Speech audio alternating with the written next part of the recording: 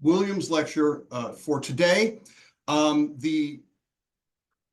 lecturer for today is Dr. Ricardo Nuila, and I will introduce him in a moment. But first, I would like to talk a little bit about our the supporters for this lecture series. The first is the J. Richard Williams Senior Endowment. This was initiated in the fall of 2013, and it supports these lectures on spirituality and health at the Tulane University School of Medicine. The goal of the lecture series is to focus on the art of creating a compassionate and trusting relationship between patients and doctors. The series honors the legacy of J. Richard Williams Sr., a Tulane University graduate who was a well-known, well-loved internist and oncologist in Selma, Alabama. Dr. Williams loved medicine and was the kind of doctor who would do anything for his patient, and had an interest in the impact of spirituality on health, particularly on the positive impact of spirituality on the well-being and continued health of those who have suffered the loss of a loved one. And we are very, very thankful to the J. Richard Williams Sr. Lecture series for continuing to support these lectures in medical humanities and bioethics. Our second source of support is the Bioethics and Medical Humanities program at Tulane University. The Bioethics and Medical Humanities program is a soon-to-be 30-hour program that can be completed in 1 or 2 years and involves a focus on either bioethics or medical humanities, although all graduates get both bioethics and medical humanities. The bioethics track focuses on teaching, research, and service through Hospital Ethics Committee and Institutional Review Board service, teaching, of course, in all healthcare settings, and conducting normative or empirical research in healthcare ethics issues. Our medical humanities track focuses on teaching or research on those aspects of narrative, reflective writing, fine arts, and history as applied to healthcare. If you have any interest in seeing more about our program, it's very easy to find us. It is tulane.edu/bioethics. And you can find more about our program in the Masters of Science program, or our graduate certificates in clinical ethics, research ethics, or medical humanities. If you have further questions, you can contact me, that's Stephen Hanson, SHANSON 4@tulane.edu, or medicalethics@tulane.edu. And we would be glad to follow up with you. Now, without further ado, I would like to introduce our speaker for today. Dr. Ricardo Nuila works as an internal medicine doctor and a hospitalist in what was my hometown and is his hometown of Houston, and works at Ben Taub, the safety net hospital in Houston. He's a prolific author, including, in 2023, the book titled The People's Hospital, Hope and Peril in American Medicine. Writing from his experiences as a doctor in a safety net hospital in Texas, perhaps it is almost predetermined that much of his writing focuses on health disparities or how policies affect real people, but also the interface between art and medicine. And he's written for, those of us who are academics now may view with jealousy, things like Texas Monthly, the New York Times Sunday Review, theatlantic.com, as well as the New England Journal of Medicine. And his short stories have appeared in Best American Short Stories Anthology, McSweeney's, and other literary magazines. The New England Review published one of his short stories and awarded him its first Emerging Writers Award. He also directs the Human Expression and Arts Lab, HEAL, at Baylor College of Medicine, which is a lab that develops educational materials and experiences that weave the arts and humanities into medical education. And today, Dr. Nuila will take us inside the Harris Health System, which is Harris County, Houston's publicly funded healthcare system, to answer the question of where an uninsured person goes when turned away by hospitals, clinics, and doctors. Without further ado, welcome, Dr. Nuila. Thank you so much for that introduction, Stephen, and thanks to everybody for being with us this afternoon, for this invitation. It's an incredible honor. I feel very much spiritually connected to New Orleans and Tulane for multiple reasons. My sister went to Tulane as an undergraduate. We've had multiple, I remember during the Katrina, the Tulane students, medical students came to Baylor College of Medicine and did their rotations. And there was this just union of like these two institutions. Some of our biggest icons at the school, like Dr. Michael DeBakey, hail from Tulane University. So there's a natural kinship there. This is one of the reasons why I feel so honored to give this lecture. And it's not going to be as much of a lecture as much of a testimony, I would say, in the spirit of this lecture, of its search for spirituality and the connection between spirituality and medicine, which is that this testimony is how I have derived the meaning from the work in a public healthcare system in Houston, Texas. Now there are objectives. We are going to we're going to recognize the difference between public and non-profit and for-profit hospitals. We'll talk about Anton Chekhov, delineate the relationship between a patient's health insurance coverage, acuity illness, and type of treatment received. But the structure for this talk is that I will be reading segments of this book as pegs so that we can have this greater understanding of the connection of community and healthcare, public healthcare, how in our world of United States healthcare that it might offer a solution for some of our biggest problems, which are health inequities and the cost of healthcare.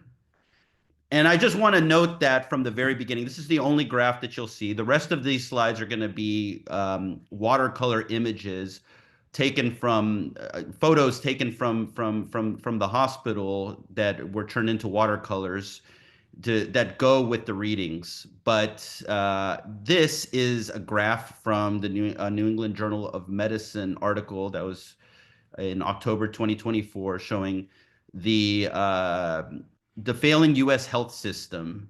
And I just thought this was a really indicative graph because it shows how much of an outlier we are in both regards when it comes to healthcare spending and health system performance. Now, the way that they measured health system performance was multiple measures, including looking at access to care, but also availability of technology. A lot of things that one would think that any person who is living in a country would require or want from a healthcare system.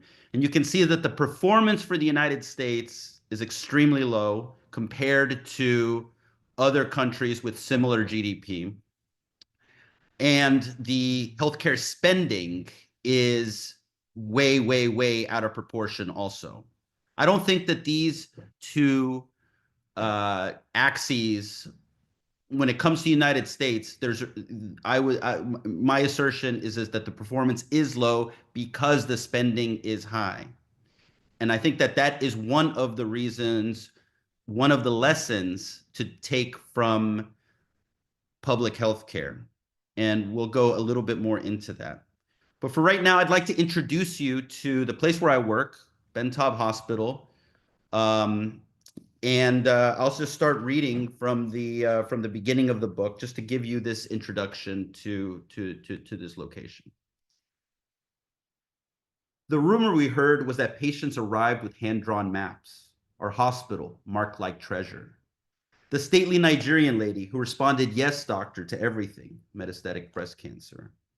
The boy with the black curly hair wearing red Converse All-Stars and a Judas Priest t-shirt that screamed Mexico City, acute lymphocytic leukemia. The grandmother with the sari snagged into guardrails, chest pain, real chest pain, might need bypass. We stood at these patients' bedsides. We wrote down their histories. We said we were sorry for examining them with cold hands. We ordered blood tests, interpreted EKGs, scrolled through their CAT scans. We input diagnoses. We weren't just doctors. Among us were nurses, social workers, x-ray techs, the people who rode up and down the hallways in the middle of the night, waxing the floors. Some of us wore white coats with frayed sleeves and busted pockets, others tight-fitting scrubs embroidered with our names. In our bad moments, we became tribal. We weren't we. We were ortho, medicine, plastics, the 4A nurses. We only covered the unit. More often, though, the needs of our patients were so damn immediate, we found a way to work as one. We ran blood transfusions, heparin drips, a morphine pump when Norco didn't touch the pain. When COVID came, we gave oxygen together, one of us twisting the knob on the valve while the other inserted those tiny prongs into flared nostrils. We consulted one another when things looked dicey, surgery if we found boils, ID for antibiotics. And if anything looked remotely like a seizure, a twitch, a rolling of the eyes, we paged neurology overhead. If transportation was swamped, we wheeled them ourselves to MRI, to special procedures, to the cath lab, even the ICU. How downtrodden we looked when we did this, like beaten dogs. We figured out ways to make things work. Not enough money for your meds? We Googled the $4 list at Walmart. Muscles too weak? We dug up a refurbished rocker from the basement. Dying and homeless and alone? We called in a favor from the hospice that used to be a Tudor-style home. And when our work was done, once we could envision someone not dying within 24 hours of our discharge order, once the first chemo had gone in, once we could be sure their chief complaint was addressed, the thoughts still lingered in our minds. What brought them here? What are their stories? Ben Taub Hospital, the largest safety net hospital in one of America's most diverse cities. We are Heathrow if you replace the Emirates and the Virgin Atlantic planes with Greyhound buses. There are no atriums with pianists here playing Here Comes the Sun to welcome you. No soothing sounds of running water from hidden speakers or gasp from an actual indoor waterfall. There is no Starbucks. Our cafeteria serves some form of barbecue most days for lunch and packaged salads topped with eggs or chicken strips. That's unless you prefer the full menu McDonald's located inside the hospital that's open 23 hours a day. We do have a gift shop, though it looks more like a convenience store, heavily stocked with greeting cards. Not the pun-filled ones, rather, the kind that get the point across. Condolences, available in Spanish, too. If you type Ben Taub into Google Maps, you'll find it crammed between the Houston Zoo and the 30 other institutions that make up the Texas Medical Center, the largest concentration of medical facilities in the world. Some of the field's most important innovations took place in this medical metropolis. The first successful bypass, the first artificial heart transplant, the first beatless artificial heart. Imagine that, no love dub, just a constant worrying. The first silicone breast implant, one of the first civilian helicopter ambulances, the Bubble Boy, all here. Not that the patients at Ben Taub know this. Some may have heard that MD Anderson is rated top in the country in cancer care, or that at Houston Methodist, you might find yourself fortunate enough to have a robot operate on your prostate. The TV ads air in Spanish too. It's possible that at night our patients look out their windows and behold the sparkle of so many new glass buildings, some of them named after billionaire sheiks who sell the oil that becomes their gas. More likely, they're looking out in the direction of the zoo, toward the parking garage and bus stop, wondering how they'll get home. So like Stephen, I grew up in Houston, and I didn't know what Ben Taub Hospital was. In fact, my only knowledge about this location was when I was going in my car to school. My dad was dropping me off, and he had his radio station on. It was AM radio, and you might hear the news of a crash or some sort of trauma incident or violence, and the phrase would be crews on the scene, like the victims have been taken to Ben Taub. And that was always sort of a different place for me. It was just not something that I encountered.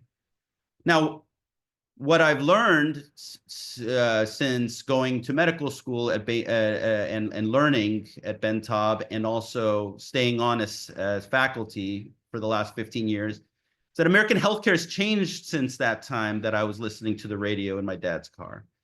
And that what used to be the case of just really a location, a public hospital being the location for trauma, is become more of a location for people who don't fit into our insurance-oriented healthcare system. And those people who don't fit into that healthcare system is a growing and changing dynamic population. It's not what you would conceive of. People, all Americans, all of us are standing on ice when it comes to our healthcare. Now, some of us are fortunate enough to have thicker layers of ice beneath us, but it only takes a few critical diagnoses because of the cost of healthcare, because of that exorbitant cost that we saw at the first graph, that because of that, that we are all on ice and we can all fall through that ice. And where do we go when a nonprofit hospital or for-profit hospitals who don't necessarily have to provide health care for people who do not have remuneration like insurance? Where do we go? Well, uh, in Houston, Texas, that is a public healthcare system founded by property tax and city government funding. So I want to introduce you to one of those people, one of those patients who learned about this, who learned about what Bentov was and under different circumstances. If Stephen Hart was good at one thing, it was managing restaurants. For 12 years, he'd resurrected different branches of a burger chain in Houston and made them profitable.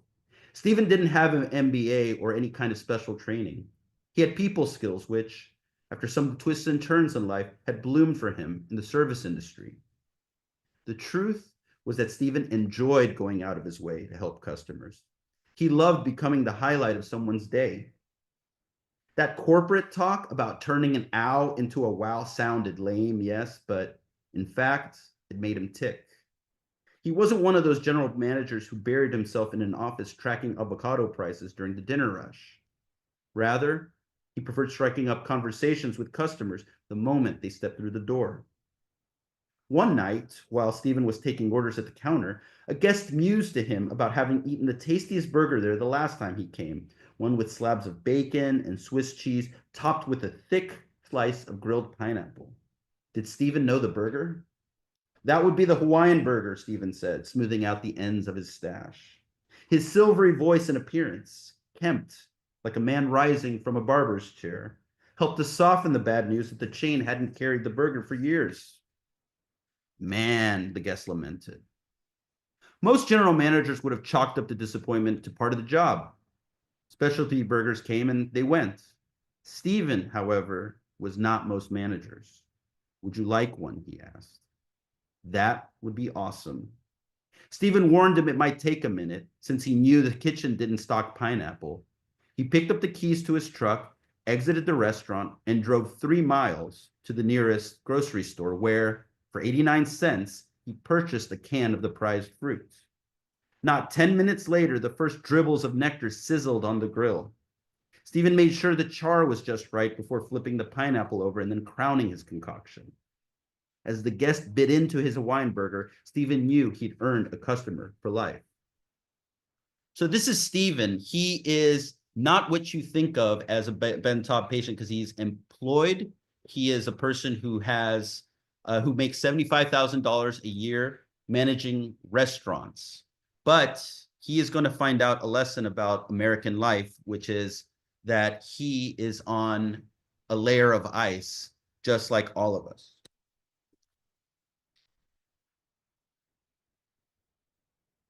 The burger chain had different grades of health insurance, from Cadillac plans to the bare bones. Ever a bargain hunter, Stephen opted for the cheapest health insurance available, which deducted only $88 from his check every other week. Like buying cheese at the right price point, this was a value-based decision. In his 55 years of living on God's green earth, he had never needed to see a doctor.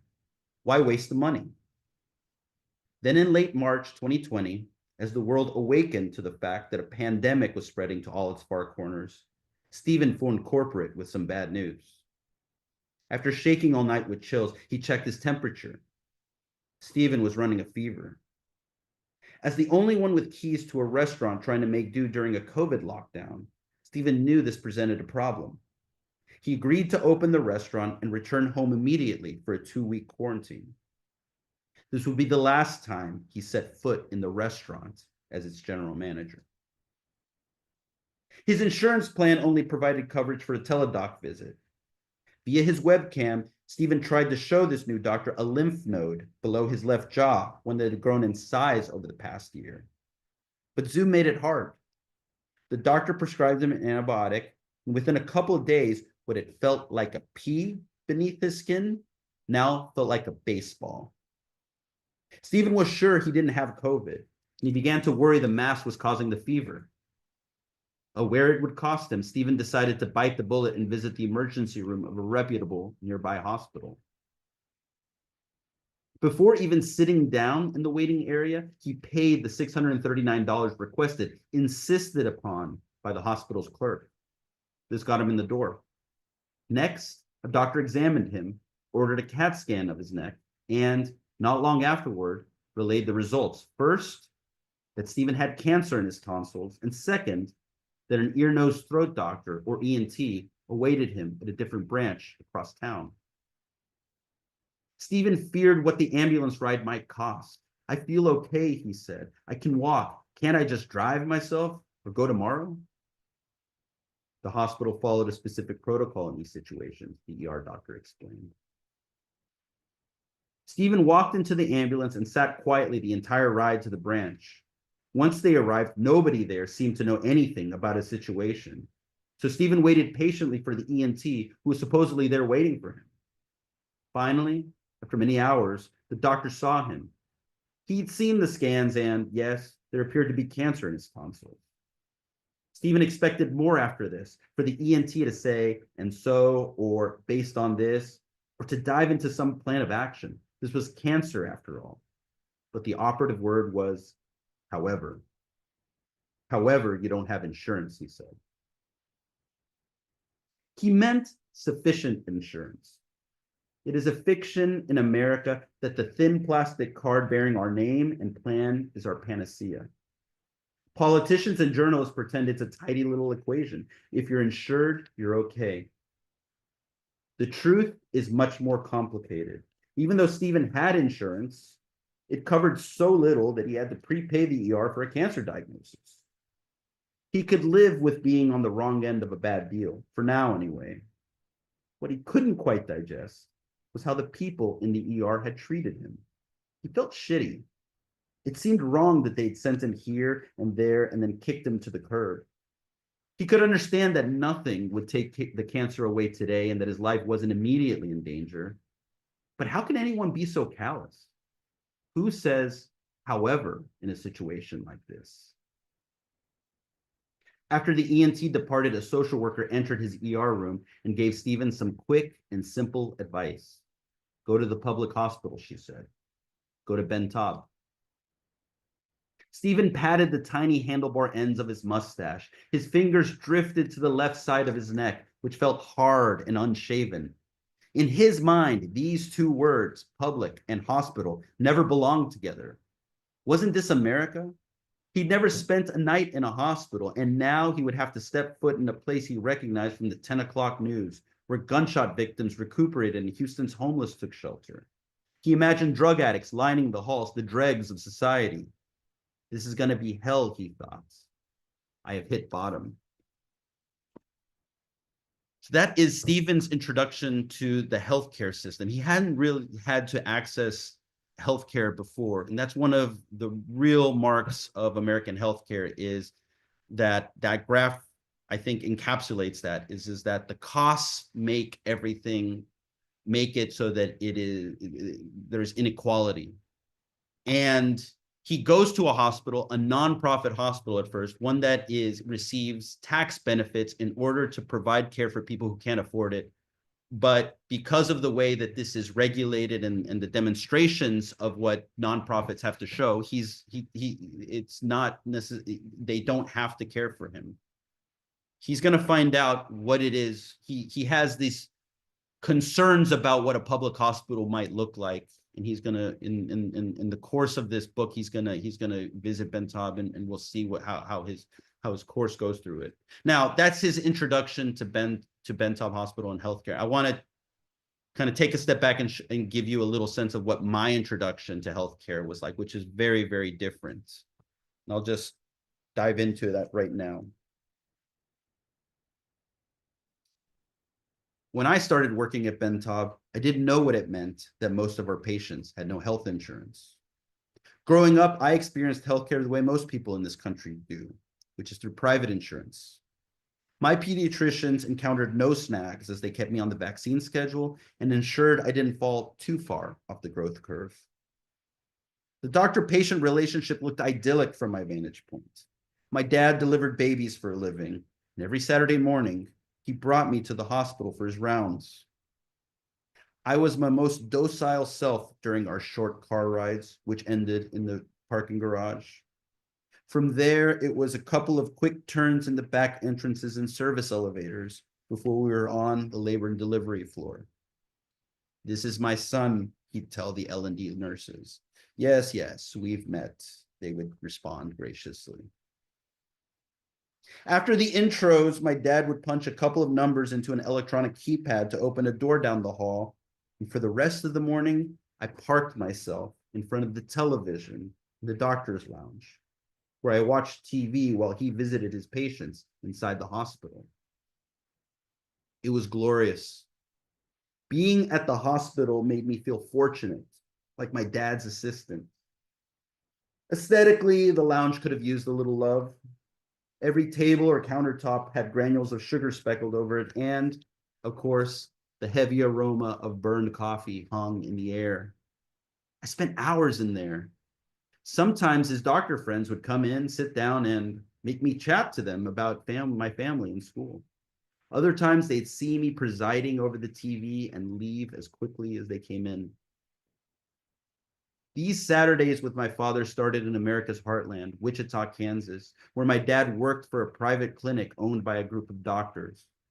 The clinic used the hospital we visited for all its deliveries, which was how my dad had his special standing. Having joined the group fresh out of his residency, and less than 5 years after immigrating from El Salvador, he worked overtime the way a young lawyer working their way up in a firm might.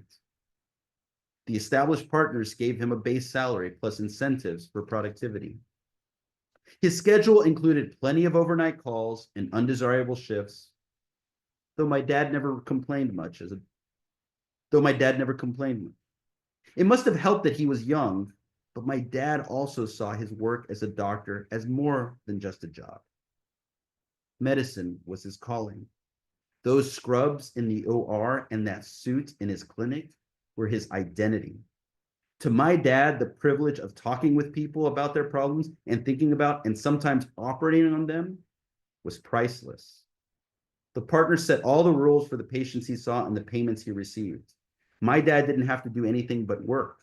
Estoy de turno, I'm on call, became a common refrain around the house. So that was my dad's circumstance and experience of healthcare at the beginning in the mid 80s, was that you could start a private practice and you could practice medicine the way you wanted. And I remembered going to his office, and he would have this ritual where he would introduce new patient would come, and they would sit in his office with this desk, and they would have a conversation before doing anything, before an examination. And that's one of the reasons that drew me to medicine. I saw that very much in my father. I saw he loved his job. I saw the pride that he had, that it was a calling, and I naturally kind of gravitated toward it. But something changed between mid 1980s and the time when I was applying to medical school in the late 1990s. I had applied to medical school, but I was reticent to go. And the quality of the experiences that I saw in my father had changed. He had that ritual that I told you about, but when I went to visit his offices toward the time that I was applying for medical school, that office that he used for getting to know patients, it was manila folders, stacked. There was no place for patients to sit. he started his practice in the 1980s with three employees: a nurse, a um, a nurse, a receptionist, and him. But by the time that I was applying for medical school in the 1990s, he had multiple employees, but he had three that were full-time, dedicated fully to insurance claims, health insurance claims. One of them was my grandmother, his mother, who he employed for that. She's Chicago-born, Depression era race, kind of the best person in the world to have on insurance companies, really, because won't quit. But still, it was this world had changed, and there was policy reasons for why that happened. At that moment, what's happening is actually that there is this vertical integration of corporations taking over American healthcare. They're buying they're buying insurance companies, they're buying or they started as insurance companies and they're buying hospitals and they're buying doctors' practices, and they're aligning those interests so that it's clear that if you are in control of the labor, which is doctors, you can assure that those consultations and the references go to your own hospitals. And if you're trying to cut costs, you're trying to make it the coding difficult so that people can't recuperate. That's all happening at this time to make the delta between when I was seeing my father to the time when when I was applying to medical school. That was the major change, that it had become overburdened by administration, overburdened by this effort by corporations to squeeze out every dollar in every way, and we're seeing it manifest in the way that doctors practice. Now, I ended up going to medical school. I was very reticent. I was thinking I want to do something else about it, but I had gone my whole life to it. And what I can tell you is that Bentop Hospital was really one of the reasons why I stayed in medicine, because there just wasn't this drive to eke out every dollar from every healthcare experience. I saw shades of what my father had in the 1980s, this closeness to patients. I was a learner, and I know that there were other pressures going on, and we still live with a lot of those pressures, but at least there was something about that relationship between the doctor and the patient that was not overburdened by finances and by healthcare. We were there, and I was there as a learner and then as a faculty, but there was policies in order to make sure that I wasn't taking every ounce of that time with patients and trying to monetize or make it the financialization of medicine. And I attribute and after doing research, thinking about it, talking, and I think that this happened over many years. I think that the mission driven, the paying, the system which is not geared toward producing profit, really allowed me to connect with those patients.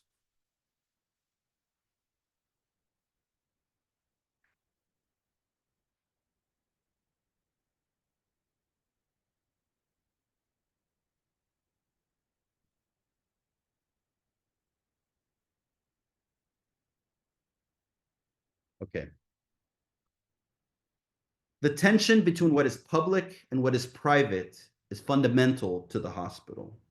We arrive at our weakest and most vulnerable. We present ourselves before authority figures clad in scrubs and give our arm for a vital sign check, our tongue to see if we have a fever, our insurance card if we're lucky enough to have one. We give our words, the histories of our health, our rendition of the events that brought us there. And then we wait.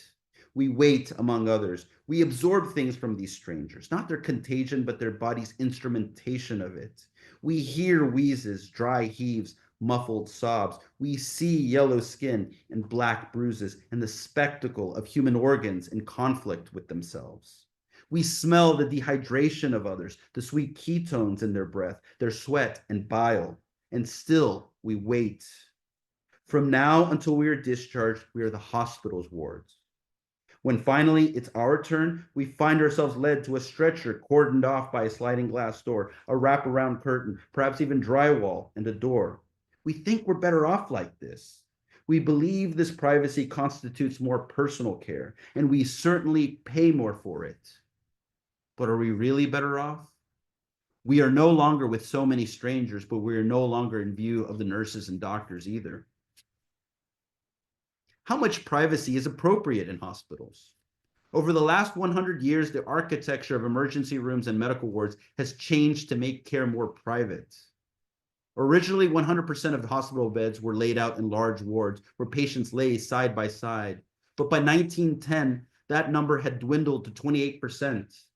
As the care of the wealthy migrated from their homes to private rooms and hospitals, the large communal wards began to disappear.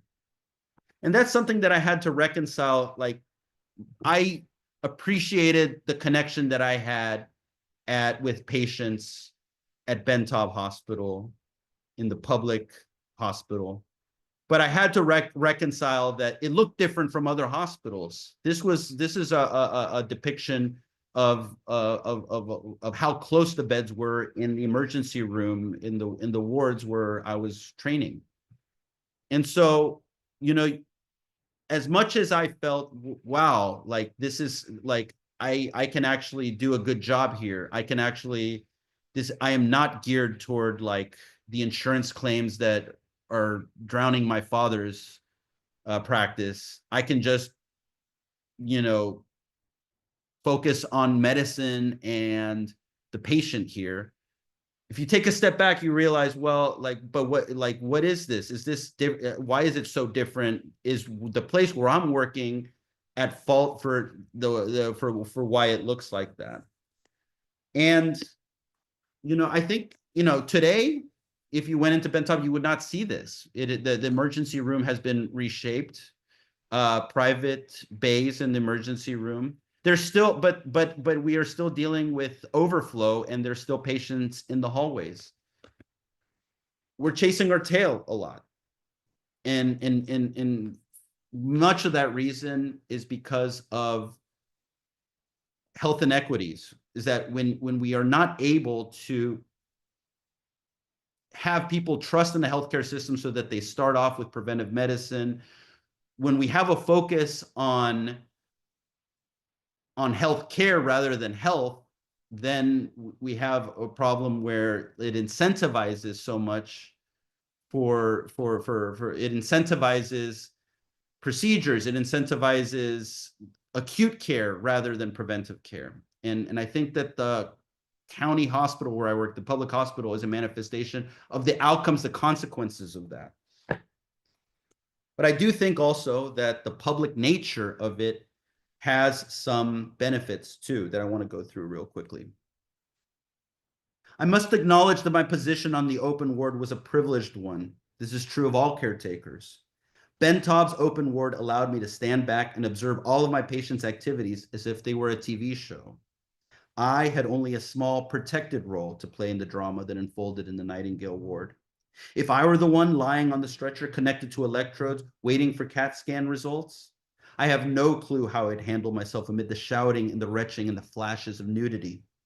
On one hand, I suspect I'd want to make sure the medical staff had the best chance of assessing me. In that case, I might wait patiently in an open ward. On the other, I would probably want privacy if my illness made me feel vulnerable. Some of my patients have told me that their time waiting in the Nightingale ward changed their lives. God wanted me to see it, one patient said to me. She described herself as middle class and lived in a wealthy suburb named Sugarland. She'd never thought she'd come to Bentov as she'd had health insurance most of her life. But divorce left her uncovered, and that was exactly when she got sick. All of her friends told her to come to Bentov. She waited in the ER for many hours, desperate to figure out why she was losing weight and feeling tired. As she waited, the drama of other lives unfolded in front of her. She saw prisoners and people in the throes of psychoses, all from different social classes, trying to cope with their own problems, and she found it transformative. Seeing that pushed me out of my bubble, she said. Bubble, I thought when she said this. The word reminded me of a quote from philosopher John Stuart Mill. One of the effects of civilization, not to say one of the ingredients of it, is that the spectacle and even the very idea of pain is more and more kept out of the sight of those classes who enjoy in their fullness the benefits of civilization. Patients tell me they commiserate in the Nightingale Ward, that they build solidarity. Sometimes the best kind of healing happens there. Another patient told me she never wanted to wait the way she did in the holding area again. The only saving moment, she told me, was her conversation with the man next to her. He was recovering from a crack binge. He was sobbing at the state of everything, how his life was in ruins. The woman was a recovering crack addict and had been totally drug-free for going on 10 years. She told me she sang a hymn with the man, tongue-lashed him a bit. You're the only one that can stop. Told him exactly what she'd done to quit and prayed with him. Without a doubt, none of us working at Ben Taub that day had been as helpful to the man as she had been. And I think that that's what I wanted to kind of hone in on in the spirit of this lecture, the spirituality connection, is that there is, I think that community can bring about this spirituality. Community is seeing resilience in people coming together, helping one another. I mean, I find that at a public institution that is mission driven and that people know that this is the community, the taxes from the community, paying for people in the community. This is a testimony of like how people experience that even in very hard circumstances, like in the holding area. Now, I also think that like some of like the best ideas come from this idea of community. The whole genesis of the idea of the hospital system, of this local healthcare system, I attribute to somebody who was a really profound thinker and an incredible person in the 1960s named John de Hartog. Now, John de Hartog was a novel. This resume will blow you away. This person was a Nazi resistance fighter, Dutch ship captain who captained ships to help people in the floods, but also a novelist and prolific playwright who, in a very Houston way, found himself in Houston. I don't know how, but he did. He was teaching at the University of Houston Creative Writing, and he's a Quaker, but he was also a Quaker, and part of his faith was volunteering in the community. That's very important to his faith. And when he arrived in Houston in 1965, or in 1963, he found there were rumors going around in the city and the parties that he went to for the academic parties and whatnot. They talked about the hospital in town, the public hospital in town, the only one that people could go to if they couldn't afford healthcare. It's called Jefferson Davis Hospital. Now, at that time, it was African Americans and immigrants who utilized the public hospital by and large. And at the whisper is in these parties was how atrocious the conditions had become. It was about this children, like the rumors were that there were children who cried throughout the night because there was no milk to give them at this hospital. That there had been deaths in the maternity ward from staph infections roiling through it. That people sat in their own filth for hours, people who had broken legs and they couldn't move, and because there was just such short staffing. And de Hartog, with all of his experiences, said, that's exactly where I want to go. So he trained himself as an orderly, went to Jefferson Davis Hospital, and it was exactly as people had said, possibly even worse, that people were not treated in the human way that he thought. Like, this is a person who had seen really terrible things throughout his life, and this was tantamount to that. And so he wrote op-eds about it. He wrote essays that appeared in the Houston Chronicle, Houston Post. He amalgamated them to this book called The Hospital, and it became a political issue, a civic issue, because this resonated with the Houstonians at the time. This resonated it resonated also with the business community, because the national headlines or the international headlines would say Houston is building a stadium, the Astrodome, the first indoor type stadium like that, but cannot take care of poor patients. Houston was really on the forefront of people's minds because it was a Cold War city because of space race. This was like we can't really imagine today how important the Cold War was in all the thoughts of people at that time. And so, Houston was the city of the future. And what he did was bring this as an issue to make it a civic issue, and people eventually voted in favor of the public healthcare system to have local taxes create a place that is higher standard. And that's the seed that plants the seed for these hospitals and this healthcare system that provides specialty care, primary care that I work in today.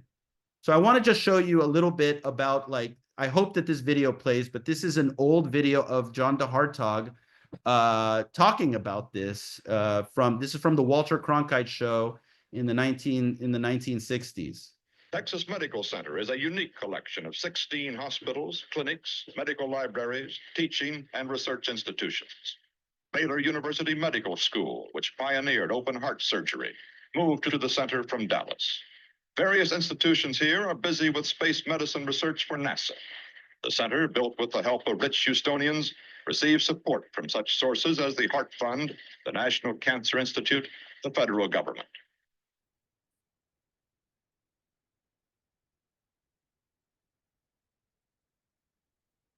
The University of Houston has 17,000 students, has recently added space-oriented courses tailored to NASA needs. Today, young Texans are studying the composition of the moon and the planets. Peter Poore talks with Jan de Hartog. What do you like most about the city? One thing. I like about the city the creative excitement in the air.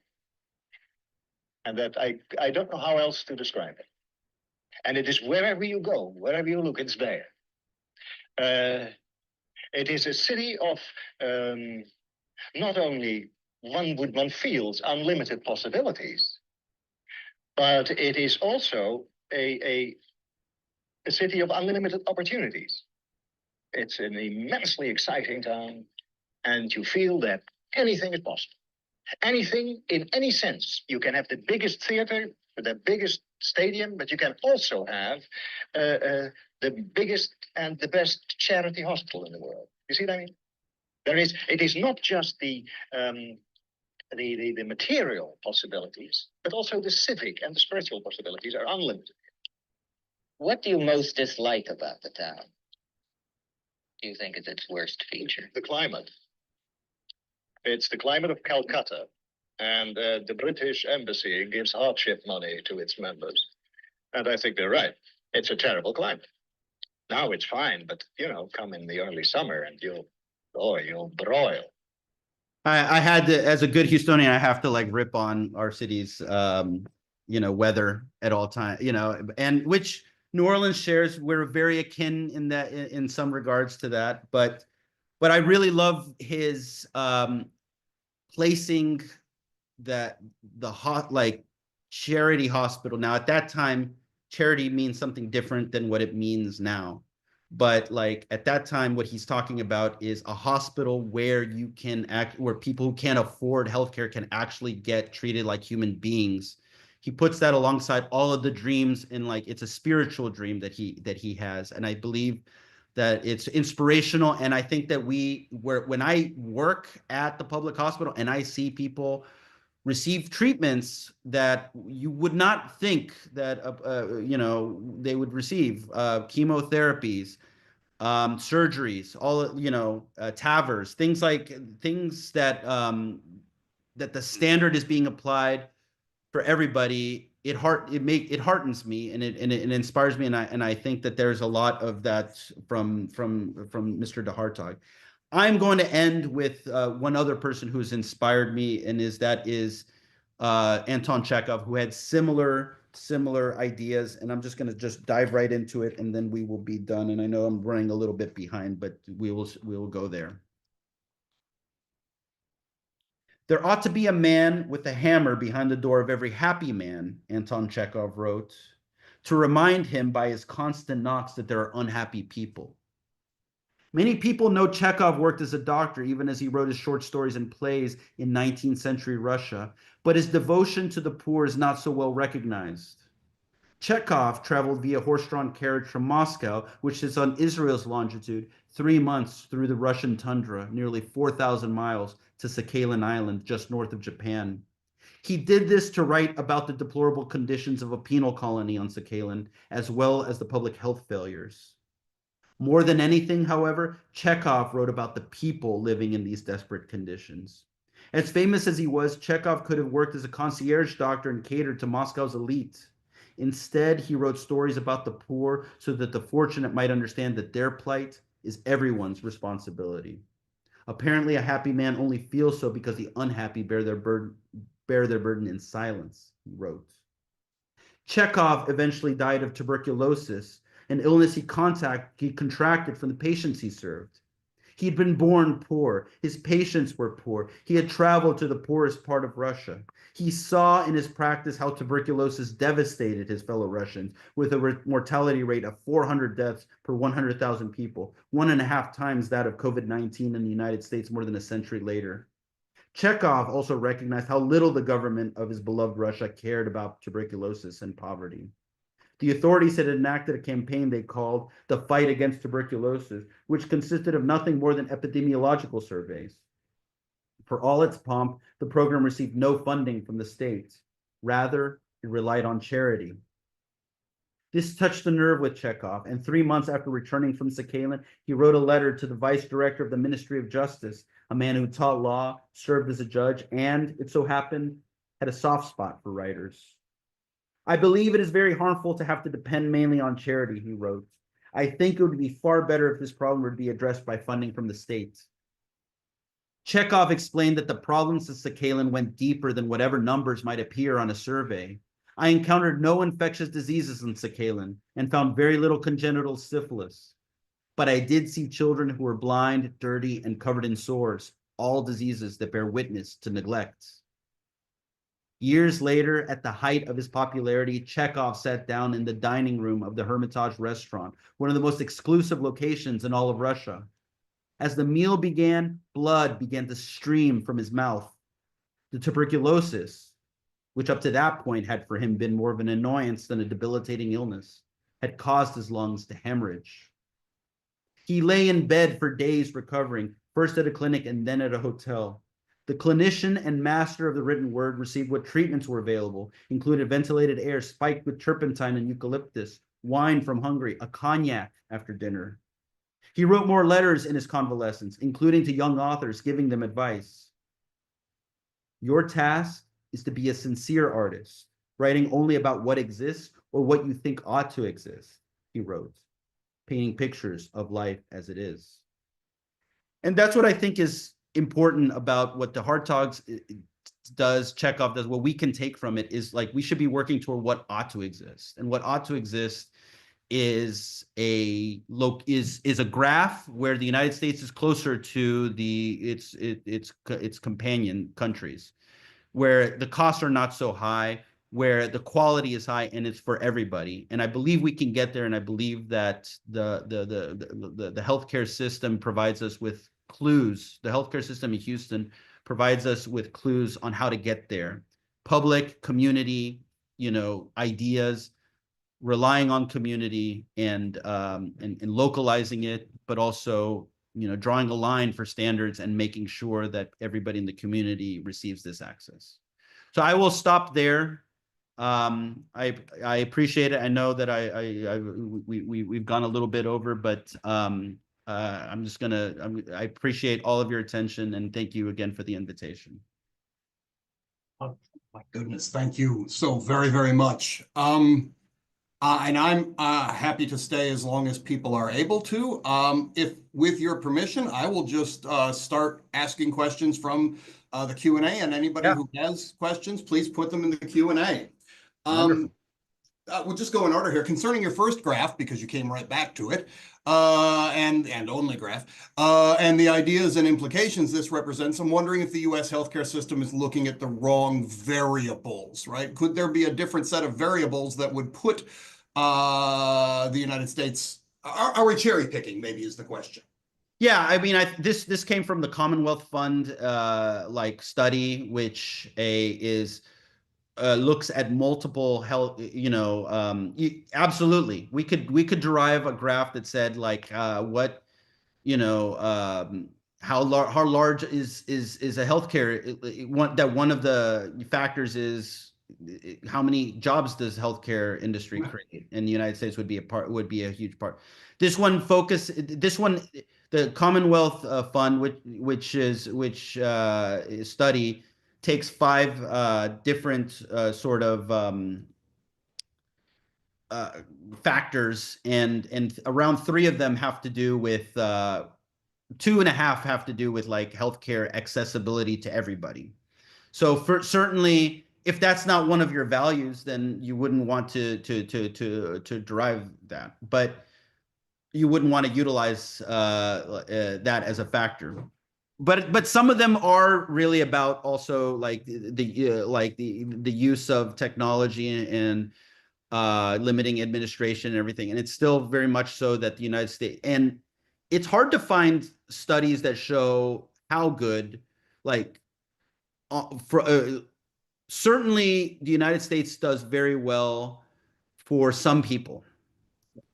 People travel to the United States, and that's like the big concern is like if we spread this out, do we decrease the technology impetus so that we are like not going to be able to make advances? But I'd like to push back on that a bit because I think that we can walk and chew gum at the same time when it comes to this. It's a matter of what are our prioritizations and alignments and the way that things have been structured. And unfortunately, the healthcare system has not been constructed. It's patchwork. There was not a moment in history that they said we're going to build a healthcare system to achieve these goals.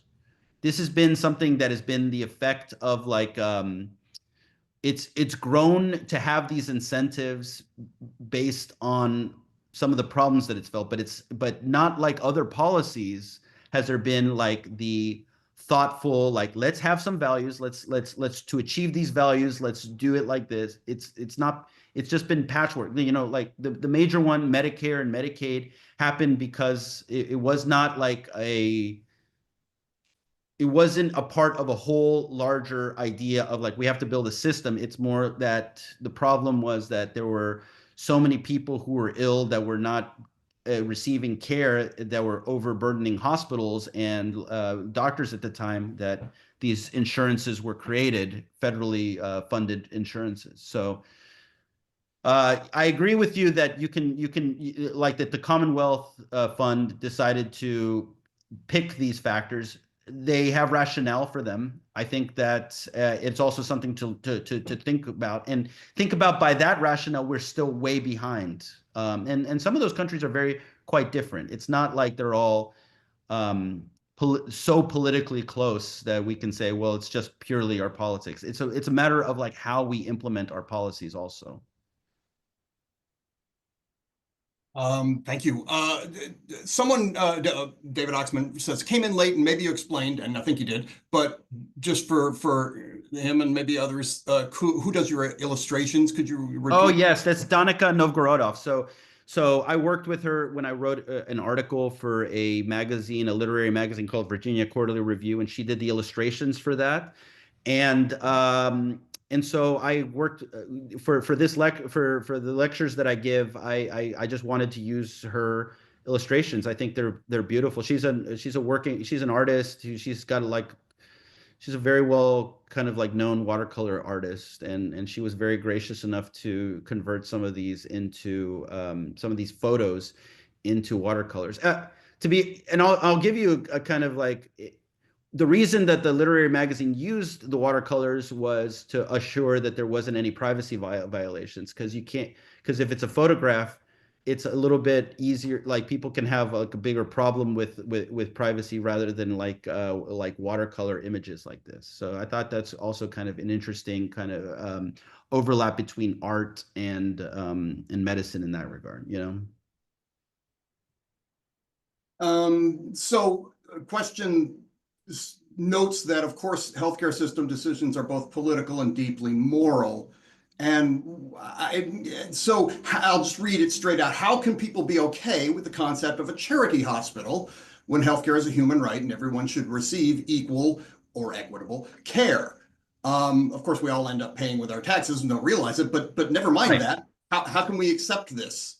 Yeah, I think that's a great question. I think that's what that's why I tried to kind of talk about, like, when we hear the word charity, the Hartog thinks something else. But I do think that Chekhov was also like, this is not something that belongs to charity. You know, this is something that is like a foundation of a good society. And I agree with you. How do we? I think it. You know, I go into it in the book of like the history of that notion. Some of it has to do with like just like an ingrained sort of idea that people have to earn their health care. People that if you go back to the 1700s and 1800s, that people were seen to be, you know, responsible for their health care, because if you saw if somebody with like alcoholism, that person was deemed unworthy for healthcare, because at the time there was voluntary hospitals and they had to make decisions on who the patients would be at their, because they would basically be volunteering for their small communities. And this concept of, well, if we have a hospital bed for somebody who is if we have one bed and there's like three people out there, how do we decide who? They use moral valuation like that. And some of that, it was because there was just no health care. There was not a baseline health care. Now, I would argue that we're in a wealthy society now that can afford a lot of things. We should be extending health care for everybody as like a basic, you know, it's truly, to me, it's a utility for society, you know. And so I think that, but I think it's been bogged down by these ideas of responsibility, of personal responsibility and worthiness that you can trace to the 1700s and 1800s and the way that voluntary hospitals operated. Do you have any suggestions as to how we might galvanize our colleagues, physician and otherwise, who may be unwilling to speak out in an organized manner to shift focus from money making to good care? Yeah, it's a great question. I mean, I like probably so many people were stunned by the assassination of the United Healthcare CEO for a lot of reasons. It's a murder, but I was also shocked that how hearing people's response to something like this and saying like, I have suffered because of like the way that healthcare industry has treated me, and just the sense that people feel powerless, that this is the only thing that can, it's gotten to the point where the only thing that can be done is violence. It's scary for me. And it made me, you know, and so I have, it's, it I think we're at a critical moment. I really believe that we're in a critical moment where people really have lost trust in a lot of establishments. And that, so to answer your question, I had said before that incident, I had said like, this has to be done democratically. This has to be done like at a local level. I think that the model that what John DeHartog did for Houston really resonates with me, is that like, can we start kind of from the grassroots and build up from that?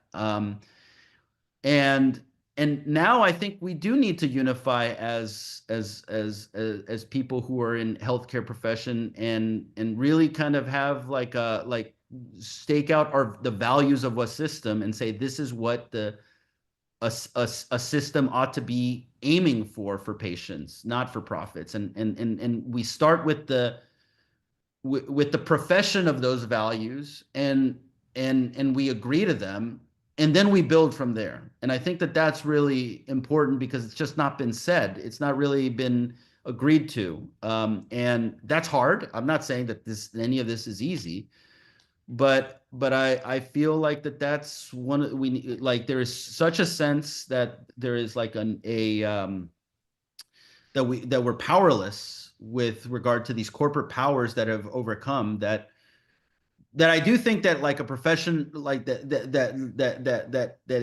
having like values that we all agree, like what are we aiming for? Let's build it, and then starting democratically is like really an essential thing that like I think that could help out. So many good questions. I want to ask all of them. Um, so let me try to blend a couple of them. What are the political challenges to maintaining funding for BenTOB, and how do you keep it a priority in the city of Houston, especially in the context of federal moves towards promoting Medicare Advantage to replace traditional Medicare, which seems like it would accelerate the problems. Right. And then I'll throw this in, even though I recognize it's a separate issue. And then how do you continue practicing in a post-Roe or post-Dobbs world? Great question. Yeah. Those are good questions.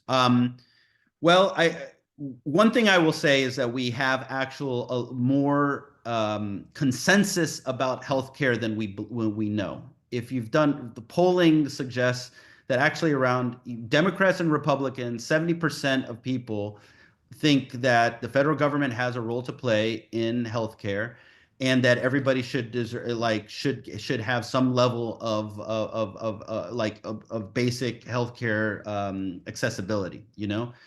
And the reason I mentioned that is because I feel like in our last election at Harris Health, a year ago, there was an election, the first time since the inception of the Harris Health system in 1965, on the ballot was this question of whether we wanted to give $2.7 billion to rebuild LBJ Hospital, BenTOB's sister hospital, and give more money to the health system.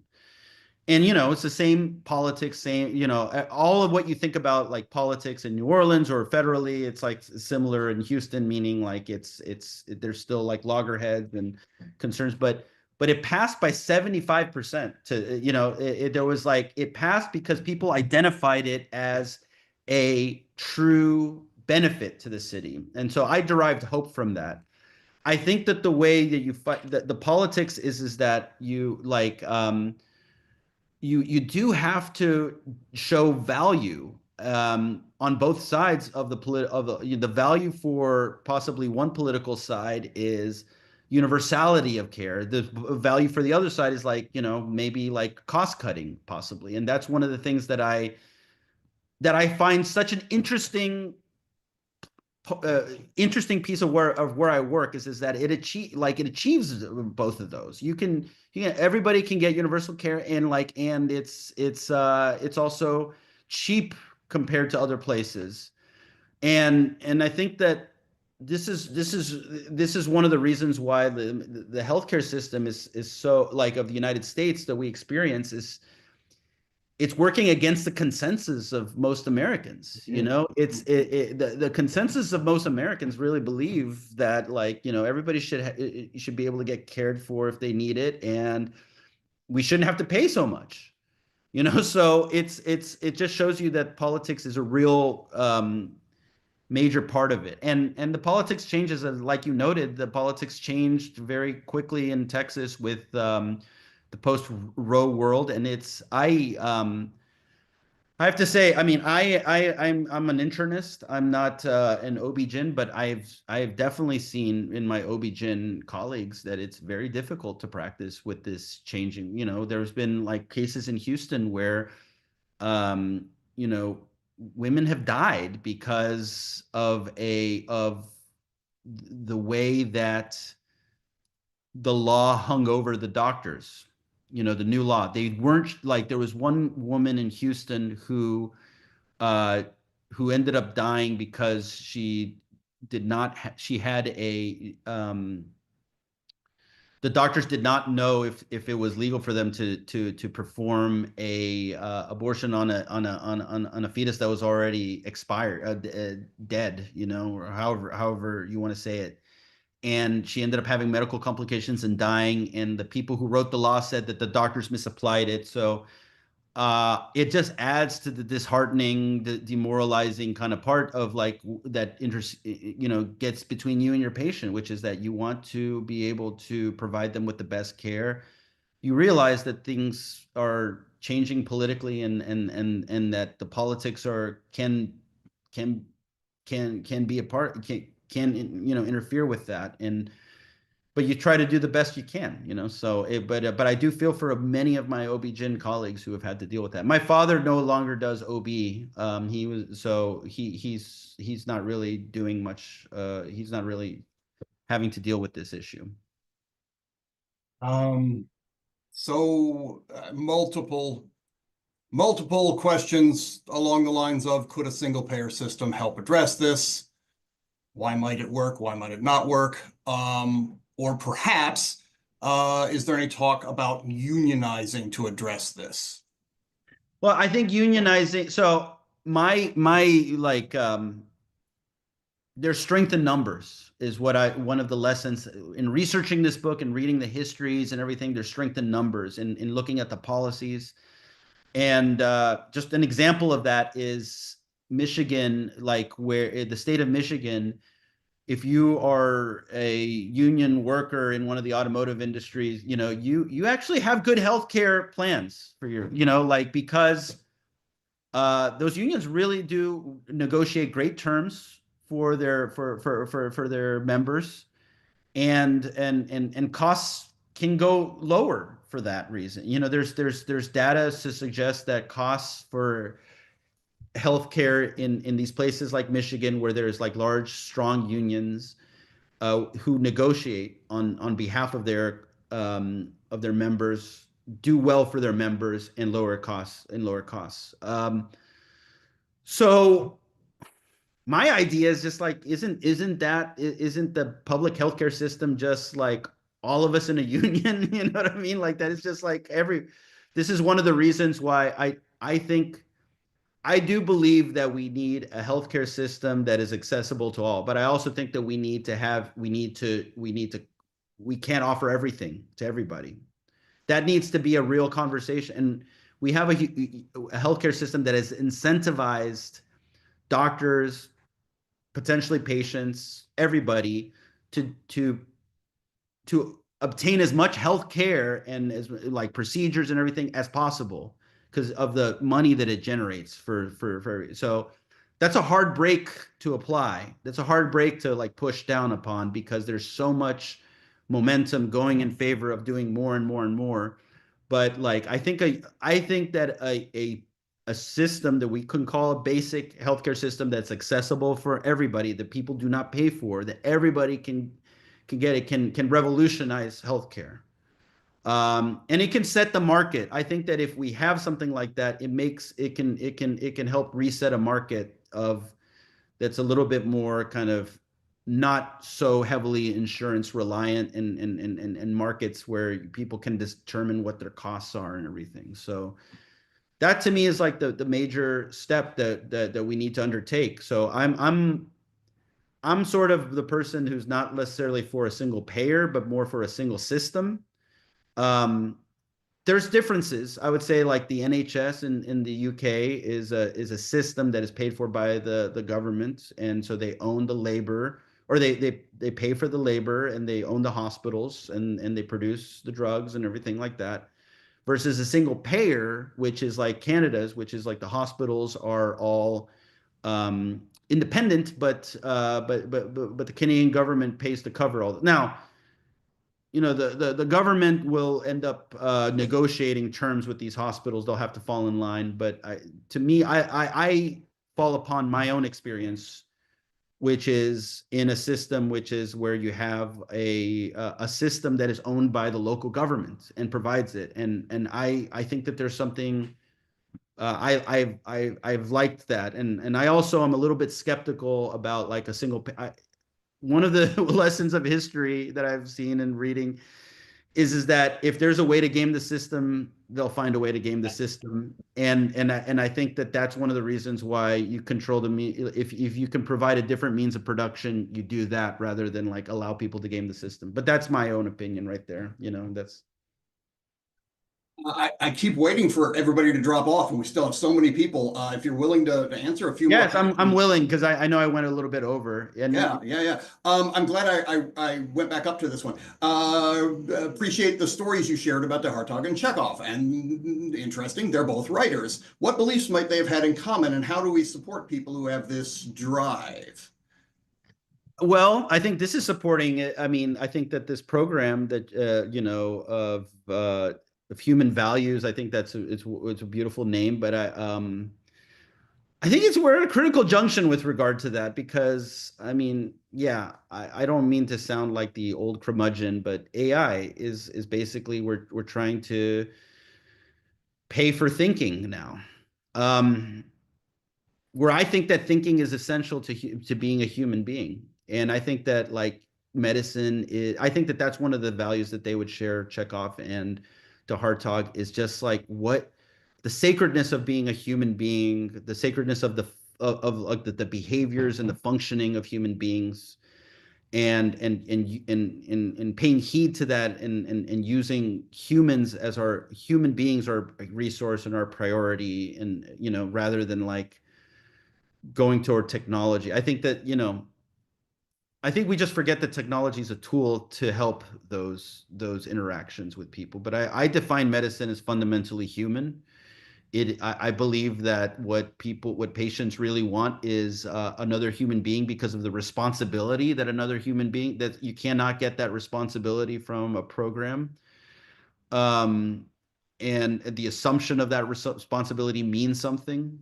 And I think that de Hartog and Chekhov would have thought similarly, because I think that they find connections between human beings as one of like the biggest treasures that we have, in one of the ways that we can build upon problems that we have in our society is through those connections, through those authentic connections that we drive. And those authentic connections are forged by study of humanities, understanding, history, and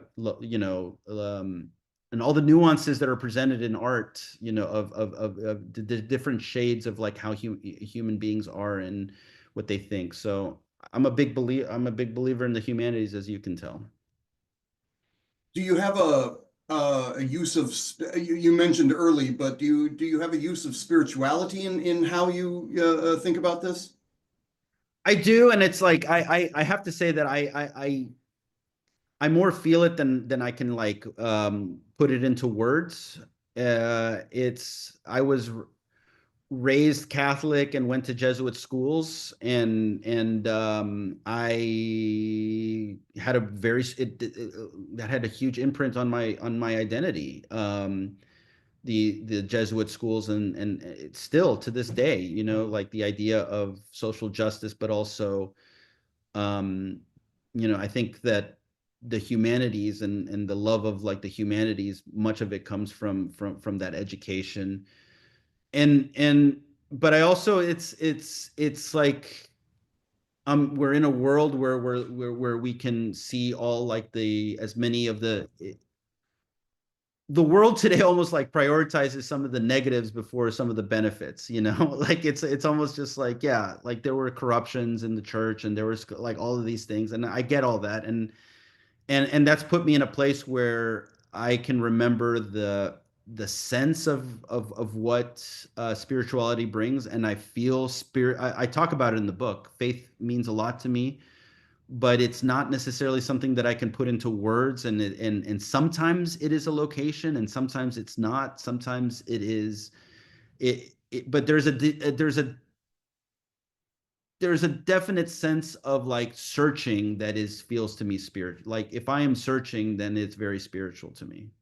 And the searching can be, academically, but it could also be in like these relationships that I forged at the hospital, or different, or even around the world, just going around. Like, so I feel, I don't know, there is a sense of that. But I also think that it's interesting that we live in a time where formal religion is just not, it's not the same as it was like 50 years ago, like, and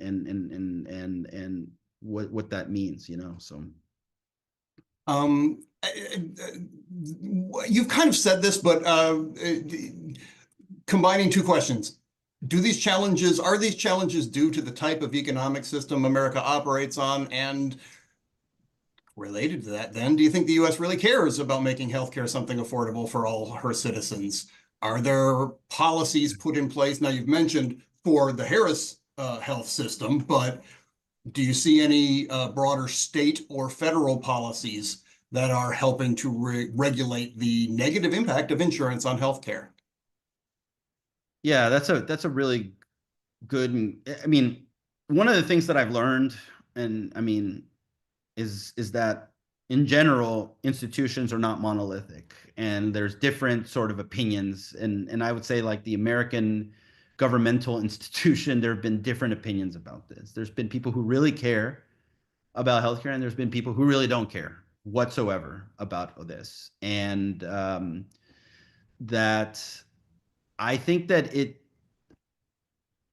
it's one of the reasons why I thought, like, I was really immersed in the story of the CEOs of the United Healthcare CEO's assassination, because of what it said about our acceptance of those terms, you know, of like how it is, and that might, you know, prognosticate what's to come in other, you know, is violence going to end up being the solution? Or, you know, because you think about changes in ideas, revolutions, violence portends that often, you know. So it's I think that America, I think that